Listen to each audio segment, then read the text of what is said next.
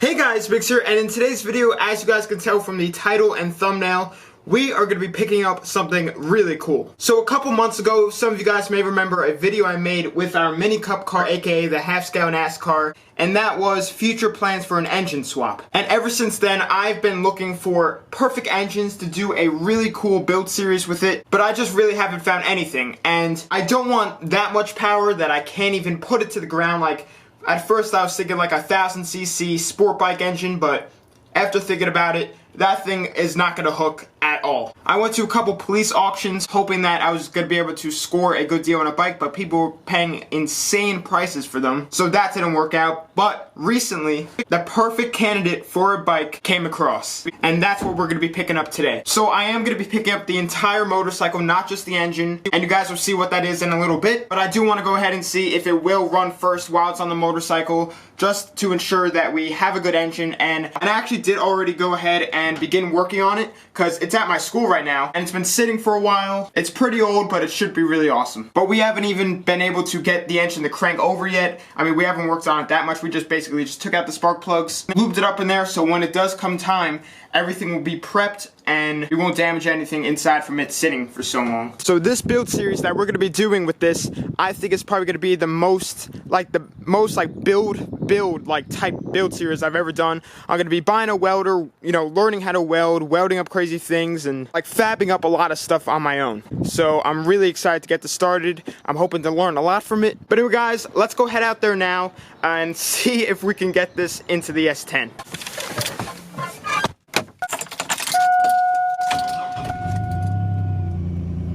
Alright, so while I let it warm up, I'll tell you guys why I said, let's see if it fits, because the bike is it's a little bit over 7 feet long, and my bed with the tailgate down is almost 8 feet. So it's a pretty decent sized bed for a little truck. You know, we're probably gonna have the tailgate down, but I'm just gonna have to ratchet strap and bungee cord this thing up and hope it doesn't fly out. That would not be good. Alright, so I'm pulling up now. Let's see what happens. Alrighty guys, we got the bike in there. Hopefully it doesn't fall out. Alright, we made it. Man, this thing is so cool. I'm so happy we were able to make it fit. If my class is watching, shout out to you guys for helping me put this on.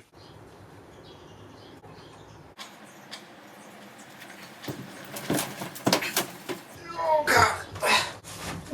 No, this is the worst spot to be stuck. And there's no front brakes. Dang it. Gonna come back down. Why is this bike so heavy? 512 pounds. Oh.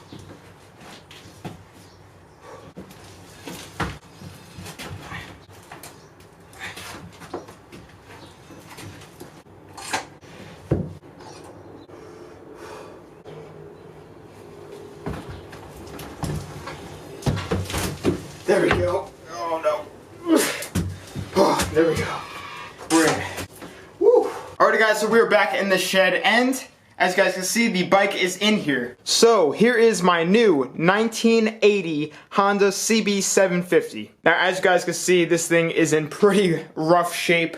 It has been sitting for quite a long time. There is like dirt everywhere, spider webs, rust, and there are mouse nests in every single carburetor, which is pretty funny. So the fate of those carburetors isn't looking too good. And as I started looking at parts for this thing, a set of performance carburetors for this cost $1,200, so we're not going to be getting those. But as you guys can see, this thing, the whole front of it and everything is already torn down. It wasn't like this when I got it. When I got it, it didn't have a key. I have the title and everything for it, but it doesn't have a key, so I had to take just the ignition off and bring it to a locksmith, but I have the keys now. And what we did, since the battery on it was shot, we hooked up a charger up to the cables, and we were able to get some electrical light from it, but we weren't able to get it to turn over. When we hit the start button, it would just click. So that's either not enough voltage, the engine's stuck, which is worst case scenario, or some type of electrical short. But I have everything we took off over here. The gas tank is in pretty good shape.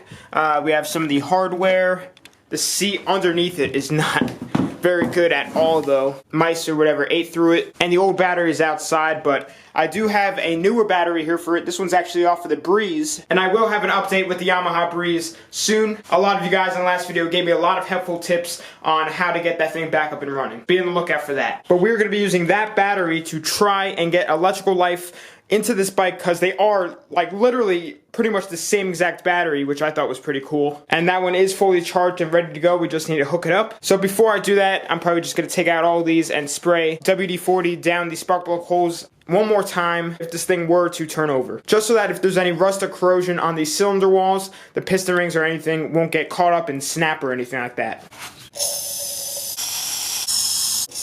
Alright, so now that we got that all looped up inside, before I go ahead and put on the battery, as I said before, this engine is going to be going onto the half-scale NASCAR, and there's going to be like a ton of fabbing up. It's going to be stick shift, which is going to be awesome, and I plan on doing a lot of crazy things with it once it's done. And then maybe I'll keep the frame and do a separate build series or something on it, or I might just sell it. I mean, it's not in too bad of shape, but it isn't the best. I mean, the suspension is pretty much shot. The rims and everything are pretty good. But anyway guys, that's enough talking. Let's try and hook up that battery and see if this thing will crank over.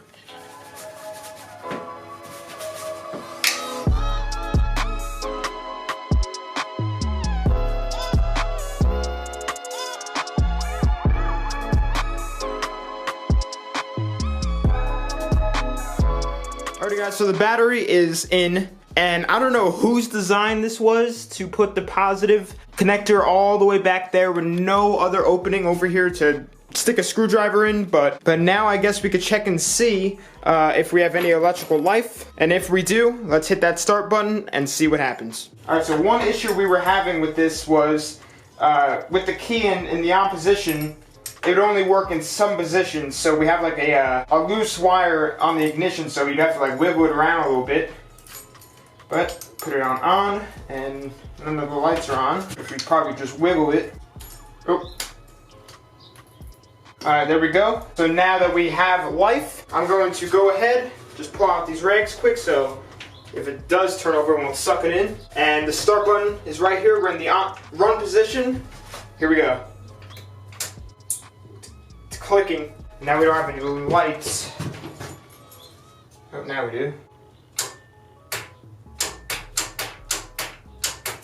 Alright, that sounds like a starter solenoid. So I'm going to go ahead and try and get back there. And I'm going to try and trip the starter solenoid and see if we can get anything. That's not good at all. So I can kind of hear the starter and it sounds like it's not able to turn over this engine. But we still have the lights on. Let's see if the horn works. Okay, it doesn't. Turn signals. Okay, maybe not. Left. Headlights. Might have to be running for that. Okay, so now that we assessed that nothing works on this, we have to figure out what's wrong. Okay, I am out.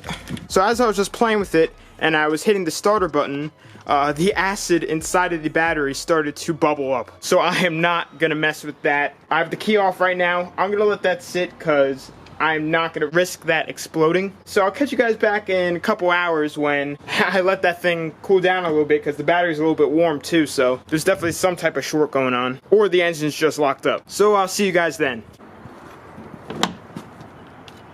Did the battery explode? Alright, I think we're good. Alrighty guys, so it's a little while later and I'm back in here with this bomb of a battery. I'm probably going to take it out. And as I took that little break, I was thinking of what to do to this thing, since it's like it has a short someplace and I want to hear this thing at least turn over in this video. Obviously it's not going to be running in this video because we need to go ahead and take off all of this, try and clean out these carburetors. I doubt they're salvageable. We'll just have to see once the time comes. But if I can hear this thing crank over, I'd be super happy. What I'm gonna do is I'm going to take off the flywheel cover. Pretty sure this is it right here. I'm gonna put on a socket on there if there's a nut, put on a big old ratchet, and try and spin over all 4 of these cylinders. Before I did put in some more WD-40, and I'm probably just gonna put in a little bit more again because it can't hurt. And then I'm muscle this thing over. And then if I could get this thing unstuck, which it sounds like it is, because when I was tripping the starter solenoid, I was able to hear the starter itself, and it sounded like it was just struggling to turn. And yes, this thing does have oil. I checked it before, and it looked pretty good, to be honest, so it shouldn't be seized up. I think it's probably just locked up from sitting. So guys, let's take off this flywheel cover, put on a ratchet, or maybe even a breaker bar, and attempt to spin this thing.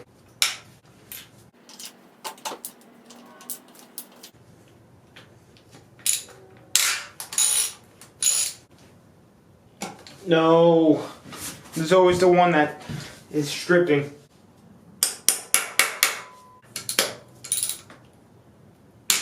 Oh.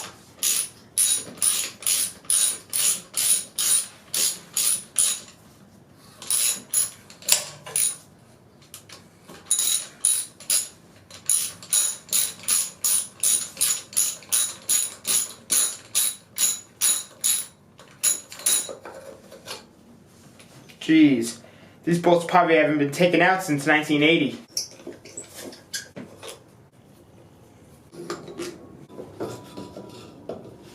Oh, wow. So in here, definitely needs a good cleaning, but check out in here. It's like powdered sugar on the bottom of there, so gotta clean all that out. So once this thing is cranking over, which I'm having a positive attitude to because this could be totally seized up, but once it's cranking over, gonna have to clean all of that so we have good contacts and we have good spark. This nut is a 17 millimeter. Now I'm gonna go ahead and see if this thing will crank. Oh, starting to see some movement. I don't know if it was just this flexing or if it was actually moving, but this is definitely the reason why the electric start isn't working. Oh.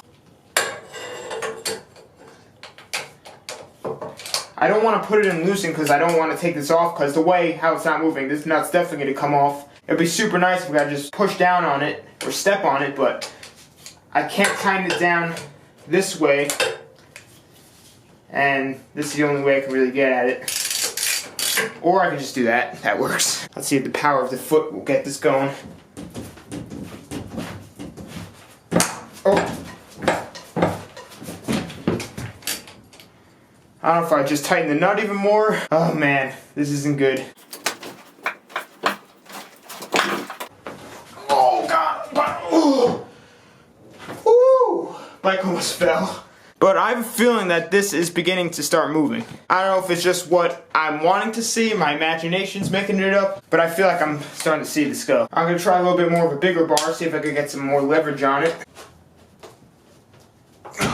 Alright, I'm gonna keep my faith with this, and I'll tell you why. It only has 12,000 original miles on it, which is super low. The oil in it is at perfect level, and it looks good. And when we look down the cylinders, you know, with the spark plugs out with flashlights and a bore scope, the pistons didn't look too bad. I mean, some of them looked a little iffy, but from 1980, I mean, that's what you're gonna expect, but they didn't look like that this thing was beaten on or blown up. It looks pretty decent. So I'm just gonna hope and pray that the engine's just stuck from sitting, and I might just need to pour some oil or something down there. WD-40 might not be cutting it to really loosen everything up, and then let it sit in there for a couple days and really just soak down in there and lubricate everything up again, which I might have to go ahead and do. A few moments later. Alright guys, so it's just a couple minutes later, and check this out. I don't know if it's just me thinking this, but I'm pretty sure I'm seeing it move. So I'm going to try and move it along a little bit more.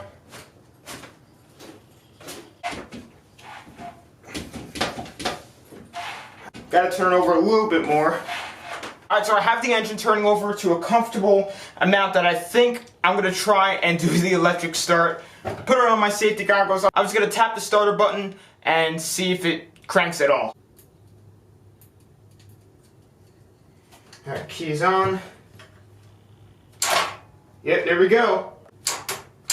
Alright, and then that's where it gets stuck. But as long as I keep trying and turning this engine over by hand, this thing will be cranking over in no time. So I've been going at this for a little while now, and I got this thing going full revolutions.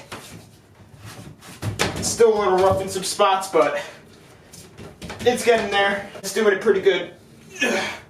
So I think I might just tap the starter button once again, and it should turn over fully this time. Key is on. For some reason it says it's not in neutral. I don't know what that's all about. Well, it turned over. I'm not gonna rush it though. This battery isn't the greatest. Like, the voltage is already dead and I just had it fully charged. But it does turn over, and once we get a good battery, probably clean up some of the connections in this thing should be turning over good, and we'll be running in no time, theoretically. So guys, I'm super happy what I accomplished in today's video, and that is unsticking this engine. So obviously I didn't do a lot, but that was my main goal, just to reveal it to you guys and talk to you guys basically what I'm going to do with this. And as I said before, this is going to be my most like build fabrication type build series I've ever done. Making stuff my own and swapping in an engine like this into a half-scale NASCAR, like I've never seen anything like that, so it's definitely going to be insane. So stay tuned for more awesome videos coming soon with this build series, the Yamaha Breeze. That thing will be running soon, and a ton more awesome videos to come. The weather is super nice out now. I got shorts and a t-shirt on. So track videos are coming soon, I promise. I just need to find time to get out there, but it will be happening. Comment down below on how you guys like the new 1980 Honda CB750. I think all it's really gonna need to start is clean up all those points for the spark, clean out the carburetors if they're salvageable, and then if not, I'm probably gonna have to rebuild them or just get a whole new set, which I'm hoping I can just rebuild them. Get new spark plugs, change the oil, get a new air filter, which I don't think I showed you guys. I gotta show you guys this air filter before I end this video. It's out here. I did not want it inside of the shed, but I bring it in just to show you. Oh God. So here is this super clean air filter. So that is disgusting. I'm just gonna throw this out. But once we get all of those together, it should fire right up. So with that, follow my social medias. They'll be on the outro of this video. Instagram and Snapchat I use the most. I post pretty much like sneak peeks on there, what I'm doing off camera, and just behind the scenes type stuff. But anyway guys, thanks for watching. Please subscribe, like, comment, and tell your friends about the channel.